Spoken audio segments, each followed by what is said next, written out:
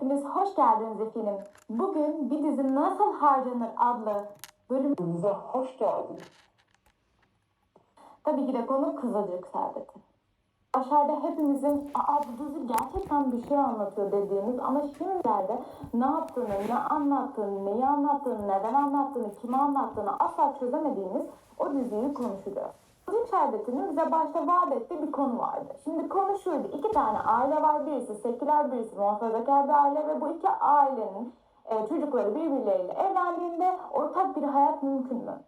Dizinin konusu bu kadar. Basit demek istemiyorum çünkü basit değil. Basit değil. Bu dizi kendini ilk başlarda anlattığı konuyu gerçekten önemsiyordu. O konunun üstünde duruyordu ve çok da güzel bir birinci sezon izledik. Arkadaşlar halen daha Nur Sema'nın o hali, sahnesi, Allah, ne kadar güzel bir diziydi bu dizi ya. Of of. Bu arada ben gerçekten diziyi asla devam ettiremiyorum. Yani tamamen Twitter'dan, sosyal medyadan ve YouTube'dan kısa kesitlerle izleyebiliyorum. Asla dizinin ne anlattığını anlamıyorum. Kimi anlatıyor, neden anlatıyor, ne amacı var. Hiçbir şey yok. Yani benim kafama gerçekten girmiyor bir dizi şu anda. Of Allah'ım, niye bu kadar saçma bir yere gitti bu dizi ya.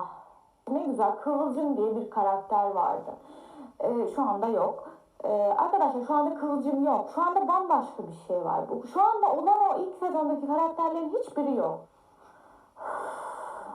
Hep offlayacağım. Bu videoda hep offlayacağım. Çünkü her cuma heyecanla beklediğim, sonrasında fragmanını da yani büyük bir coşkuyla izlediğim dizinin şu anki geldiği o sitcomumsu, sitcom da değil, yani garip bir parodiye döndü. Kendi dizi objektif olarak biz iki tarafı da görüyorduk. Hatta ilk bölümlerde fark ettiyseniz muhafazakar tarafı biraz daha tatlı ve pozitif yansıtıyorlardı. Ve seküler taraf çok daha eleştirel bir yerden bakılıyordu seküler tarafa. İlk başta öyle izleyici olarak bunu fark etmişsinizdir. Ama sonradan aşırı objektif ve daha orta yolu bulacak şekilde ilerlemeye başladı. Yani bir tarafı eleştirirken diğer tarafı boş bırakmamaya başladı ve o olmaya başladıkça dizinin aldığı cezalar da arttı.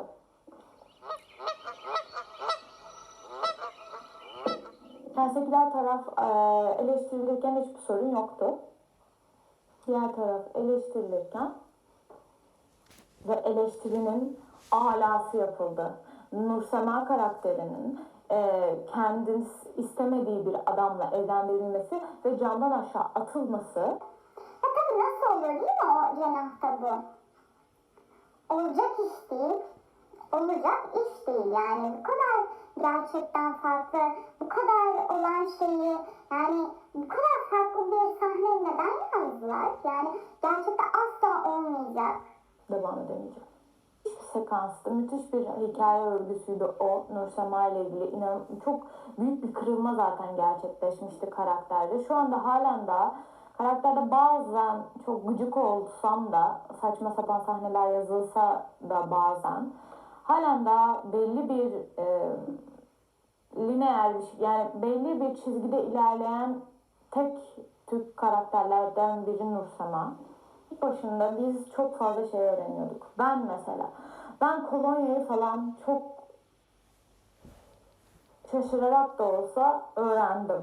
Kolonyanın yasak olduğunu ben bilmiyordum ve öğrendim. Biz bu dizide bildiğin böyle şey oluyorduk. Bu tarafta bu mu varmış? Bunda bu mu varmış? Bu arada ben seküler olarak kendimi adlandırdım. Evet, bir aileden geliyorum. Ama sekülerlere yönelik yapılan o eleştirilerin hepsi o kadar doğru ki, o kadar doğru ki ve mesela Çimen karakteri benim jenerasyonumu temsil eden bir karakter olarak oradaydı ve ilk bölümde annesi anne bir sus ya, anne ne diyorsun ya, anne neden bu kadar eleştiriyorsun ve sonrasında gidip kendisi de evlendi ya ve kuma oldu ya. Evet ya, bizim jenerasyonu çok iyi anlatan bir hikaye örgüsüydü bu arada. Yani inançlarımızın, bakış açımızın, yargılarımızın, ideolojilerimizin erkeklerin tek bir daddy issue'la nasıl yerle bir edilebileceğini çok güzel anlatan bir hikaye örgüsüydü. Çok güzel bir eleştiri var orada. Yani bizim jenerasyonun da kandırılmaya ne kadar açık, bilgi yoğunluğundan dolayı bilgisizliğe de aşırı açık bir jenerasyon olduğumuzu çok güzel eleştiren bir sekanstı. O son sezonda asla anlamadığım şeyler oldu. Ya bir kere yani Nursema ve Harem'i demek istiyorum. Kimler geldi, kimler geçti Nursema için. Ama Umut'la olan hikayesi çok doğru yerde noktalandı bence. Umut gibi bir karakterle ilk başta çok sexual bir aslında birbirleriyle çekim yaşadılar ve o çekimin sonucunda da yasak olmasının verdiği o coşku, o heyecan ve o adrenalin aslında onların ilişkisini hep zaten ayakta tuttu. Başlıyorum. Umut varken Nursema'yı başkasıyla evlendirdiler zaten. Umut'tan sonra Ertuğrul olmadı bile. Sonra bile değil. Ertuğrul o arada bir girdi çıktı bir şeyler oldu gene. Sonra Rüzgar, sonra Firaz, sonra İmam. Ya çapkın kızım benim. Devam et böyle. Oh. Beni rahatladan tek hikaye örgüsü Nursema. Ay Nursema'nın hadi şu hesaplaşma sahnesini bir kere izleyelim mi? Çünkü bu diziyi böyle hatırlamak istiyorum. Bu diziyi gerçekten bu sahneyle hatırlamak istiyorum sadece. Hadi yansıtamayacağım çünkü telif yiyorum. Ay hadi ya, iki reklam.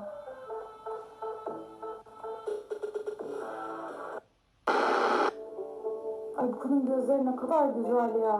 Allah'ım. Hayırlı akşamlar. Hayırlı akşamlar. Bak, hayırlı akşamlar derken bile o tınısı, ses tonu falan ya çok iyi bir oyuncu ya. İyi akşamlar abla. Gerizekalı Fatih. Kızım, nasılsın anneciğim? Ben de mal. Canım anneciğim. Pembenin eblek gülüşü. bu sahneyi tam böyle izledim. Hala. Bana iş yaptınız. Her şey için sonsuz teşekkür ederim. Bak o boğazında tıkalı kalan şeyleri Allah'ım ya insanın böğrüne bir şey oturuyor bu sahneyi izlerken. Halen daha. Ruh hastası beni camdan aşağı. Şu sahnenin güzelliğine bak. Şu şarkının girdiği yere bak. Bu dizi ne hale geldi. Ne hale getirdiler bu diziyi. Pembe ya. Hiç mi akıl almaz bir karakter. Mustafa'nın mal gibi bakışı. Ama bazen de galiba biraz sert konuşacağım ama Nursema kadar çok önyargılı bir karakterdi. Çok önyargılı bir kadındı. Çok önyargılı bir insandı ve bazen hayat bize öyle olmamak gerektiğini çok acı yerden öğretmesi gerekiyor.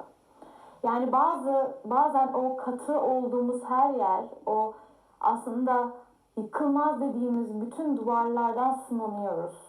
Ve belki de Nursema gibi bir kadına hak etti mi? Asla, asla, asla. Ama hayatta bazı bakış açılarına ulaşabilmesi için bunu da yaşaması gerekti. Pembe. Senin gibi de bir babam yok. Şimdi hepiniz birbirinizi yiyin. O evdeki huzurun bozulsun annemin. Bozulsun. Oh. Bak hala bu sahnede böyle hissediyorum. Çünkü neden biliyor musunuz? O huzur denilen şeyi bu tip ailelerden kastım muhafazakar aileler değil. bu tip yani huzur diye bu seküler muhafazakarlıkla alakalı da değil gerçekten. Huzur dediğiniz şey sizin konfor alanı dediğiniz şey alışılmış çaresizlik. Siz ona konfor alanı diyorsunuz, huzur diyorsunuz. Huzur ne? Var ya hiçbir şey bilmiyorsunuz. Şu sahnenin verdiği keyfe bak hele. Allah tabii. Oh. Şeytan suratlı mı? Fatih. Büyük hareketler, büyük. Ya pembenin oyunculuğa bak, kadın oyunculuğa bak. O kadar doğru bir hareket yapıyor ki orada. Tam pembe karakterinin yapacağı şey o. Kedi gibi tırmalama. O geliyor. Ay Allah'ım hiç bu kadar tatmin edici bir sahne olamaz ya. Oh bak ne güzel nefes aldı. Bak evet. Gördünüz mü nasıl heyecanla izledik. Nasıl bir sahne, nasıl keyif verici, nasıl tatmin edici bir sahne. Ben neden Giray girdi, Heves girdi. Heves karakteri, Giray ve anası. Neden oldular? Hiçbir şey anlamadım. Ben geldiğimde çok mutlu olmuştum. Yarın Doğa'ya başka bir karakter verecek. Ama Giray'ı kötüleştirmeye başladıkları an ben dedim ki kesin Fatih'le yapacaklar gene. Onu aldatan. Sonra gidip konuşamadım ya. Tam olarak bunu yaşadım. Ve öyle yaptılar. Doğa'yı metre söylediler. İlk başta şunu izleyelim. Fatih'le işte herkesin önünde yüzleştiği o sahne. Bunu izleyelim. Sonra da Doğan'ın geldiği son metreslik sahnesine geçelim. Ağzına sıçacağım Fatih. Senden boşanıyorum.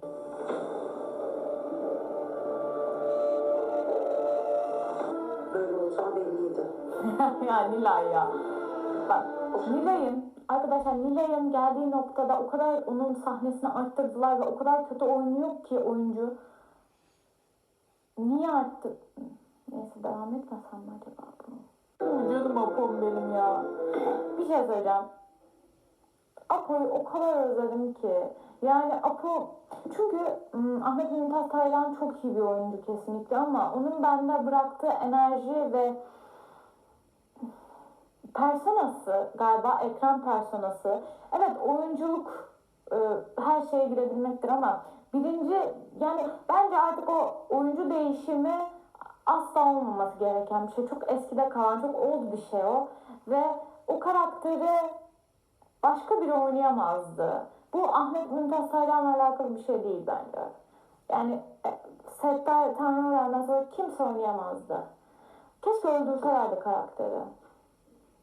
Yani Alev'i çünkü getirdikleri nokta, Alev'den bahsetmek bile istemiyorum. Alev ne kadar feminist bir kadınken ona işte illa rahat laçka bir kadınsanız illa böyle olmazsınız verebilecekken şöyleler laçkaysanız şeysiniz biçsiniz. Laçkasınız siz biçsiniz kadınlar. Resmen bunu verdiler. O karakterle ya. Ben neden Prentem'de bir dizide bunu gördüm? Bak Doğa bak. Şu anda yaptığın ne ki? Bak ne haldeydin? Şu anki Doğa'ya bunu izletmek istiyorum. Boşanmak ne tabii ki? Kimin doğuşuna geldi de böyle konuşuyorsun? Ayrıca sen ne? Şu anki Doğa'ya seslenmek istiyorum. Şu anki Doğa bunları biz mi yaşadık sadece? Hayal miydi bunlar? Şu anki Doğa. Metres Doğa.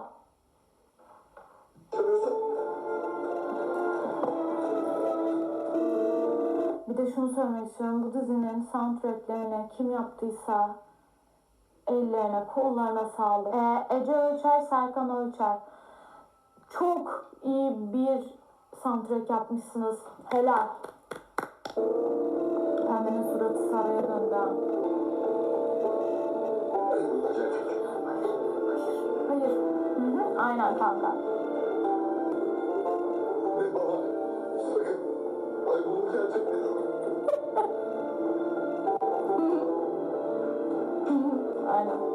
Aynen. Aynen kanka. Photoshop. Ay yarabbim. Tamam hayır. Ya ne keyifli izliyorduk şu diziyi ya. Hayır. Keşke o zamanlar şu kanalı açsaydım, birlikte izleseydik. O ilk... Ama aslında tam şu tepkilerimi veriyordum da. Ailen değil mi bu? Aynen Ha Mustafa'cığım. kendisi. Kapakların altındaki kodu daha da gir. 250 liraya kadar bakiye kazan. Reklam var. No matter where we go, it's just about us. Abi hadi daha bir videomuz daha var. Onların Onu bir gönderdiği izleyeceğiz. paraların dekontları da var. Ha bir de ses kaydı var. Nasıl seviştiklerini anlattıkları. Pembe. Sevişmek falan. Şimdi annemle babanın yanında dinlemeye bir Ulan sana yemin ediyorum benim bunlarla hiç alakam olmazdı. Bunlar gerçek değil. Aa sen kimsin sen? Kim? Niye komplo kursun sanki? Tövbe. Yemin ediyorum benim hiçbir zaman bir alakam olmadı. onları senin gibi bir yalancının eline bırakmamak için. Bak Doğa, senin hala bir çocuğun var ve sen bu yalancı... Hayır. Çocuklarımı benden alamazsın. Doğa çocuklarım var. Ya sen kendinde misin? Şerefsiz bak neler diyorsun.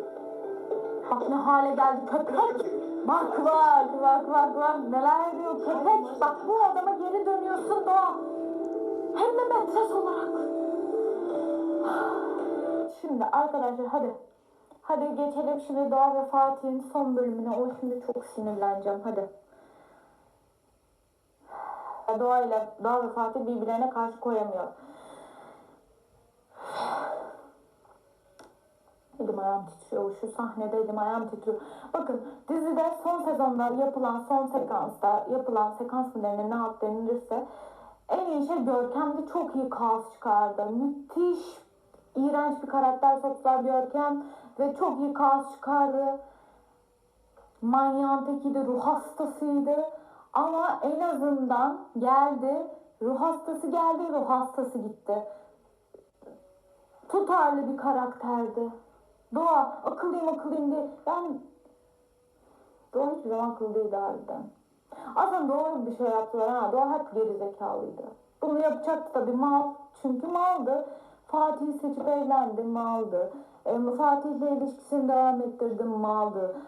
Fatih ona bunu giyme dedi. Ağladı sonra devam ettim maldı. Tabii ki de bu mal Doğa Fatih'e geri dönecekti. Cemre Toya. Olan sana oldu kız Cemre. Ya gerçekten bunu aileden alsınlar bu çocuğu ya. Yok mu bir sosyal kurum?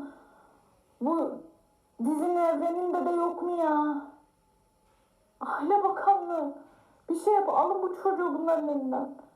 Doğa iyi misin sen? Hadi 2 saat olur. Bak nasıl heyecanlandı. Bak evli ve gene başka kadına gidiyor. Doğa bari şunu düşün. Gene evli, gene çocuğu olacak. Ve yani öyle düşünüyor. En azından çocuğu olacak. Ya halen bak eblek gülme. Kara Fatma. Kızım duydun mu? Deli baban geliyormuş seni görmeye. Duydun mu? Gelmesin anne. Selam. Fatih, Selamünaleyküm de. senin ne işin var burada? Doğa deri şeyler. Aleyküm selam. Fatih çok. Yok. Hiç ciddi olamıyorum. Cemil görmeye geldim. Cemre yukarıda. Bakışlara bak ya. Yardım et. Bak ben anlamıyorum. Böyle tepkiler... Ya... O zaman niye eve alıyorsun Doğa? Hı? Konuşmak istemiyorsan, ondan uzak durmak istiyorsan... Niye o çizgiyi çekemiyorsun Doğa? Mal Doğa. Yemem seni. Fatih bak, Yiyeceksin ama. beni sinirlendirme. Sana bir tane çakarım görürsün. Çaktır. Çaksana. Hadi. Ben de çakmanı istiyorum zaten.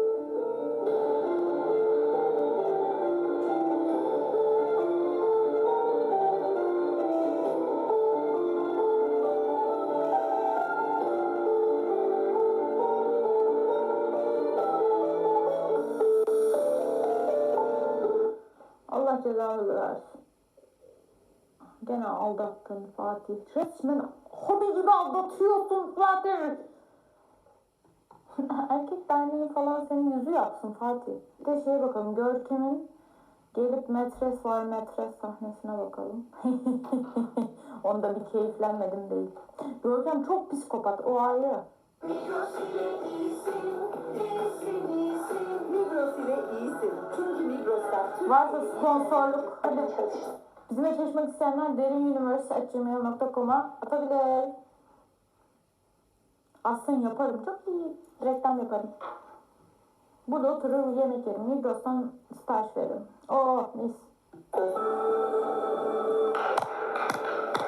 lütfen herkes bana bir şu diş hekimliği fakültesinin gururunu bir alkışlayalım hep beraber ya. Ne yapıyorsun sen ya? Dünyanın 1 numaralı metresi. Öylesin Doğa, Doğacığım, öylesin. kocanla sevişmeye ara verip eğitim hayatına devam mı ediyorsun? Ne yapıyorsun? Arada hop hop hop hop sonra Görkem. Ruh hastası mu hastasısın ama şu dizide hiç kimsenin metresi olmadın be. Tek çok az insandan birisin ha. Yaptı geri Bir zekalı. saniye. Gerçekten inanamıyorum. Görebiliyor musun? Doğa gerçekten böyle biri mi? Evet geri zekalı. Cevap versene arkadaşlarına. Sen ettin, sen buldun Doğa. İyi halt ettin Doğa. Keşke anam seni en başta doğurmadan aldıraydı Doğa. Başa belasın Doğa. Aha benim kara Fatma. Canım. Canım kadar canın çıksın Fatih. Bu kızdan biz kurtulamayacağız ya. Kurtulamayacağız. Ulan. Doğa. Kalbimi sıkıştırıyorsun Doğa. Benim patlayacak. Tamam Doğa, sakin ol.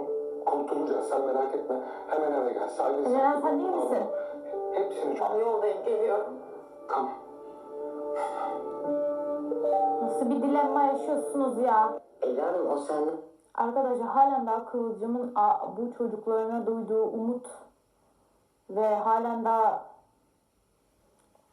korkuyordur şimdi. Korksun anne. Yani Fatih'in aşağıda bizimle birlikte nefes aldığını düşün. Kıvılcım kimse senden korkmuyor bebeğim. Kimse. Kimse senden korkmuyor. Bu kadar olay senden korkularak olmazdı zaten. Ben bilirim anneden korkmak ne demek. Bu kadar haltı bu iki kız da zamanında işlerken senden korksalardı gökleri yemezdi Kıvılcım. Kimse senden korkmuyor. Kimse. Sen sakın üzülme. Canını sıkma, onun dediği şeyler... Haksız mı Doğa? Haksız mı Doğa? Böyle Doğa'yı evire çevire dövmek lazım ha. Şiddete normalde karşıydım ama bu tip karakterler içimdeki şiddet canlısını çıkartıyorsun. Bunun da kızı oldu bir de ya. O kızı, o döngüyü nasıl kıracak bu travma döngüsünü? Öyle bir döngü var ki ortada. Leve kafaya takma. Fatih Şu dizinin bizi getirdiği nokta Kayhan ideal erkek oldu. kız okula kadar gel. Fatih, haklısın da canım. Sana canım dediğim için kendime bile sinirlendim. Siz de yargılıyordunuz ya, sen de her haltı yargılıyorsun ve yaptın ya. Bu sefer delirdim. Gerçekten canını okuyacaktın yani. Ne yapacaktın lan? Ne yapacaktın? Zaten 2 defa kızın üstüne yürüdün, vuracakmış gibi hayvan. Kapıyı bir aç. Ne diyorsun ya? Ne diyorsun? Allah kahretsin. Tamam hayatım, sakin ol. Ya nasıl sakin olayım ben? Fatih nasıl sakin Senin ne olayım? çok hayatın var Annem ne dedi? Fatih. Tabii içeriye. Ay Fatih sen de başımıza psikolog kesildin Fatih. Ben yeter daha vallahi izlemeyeceğim.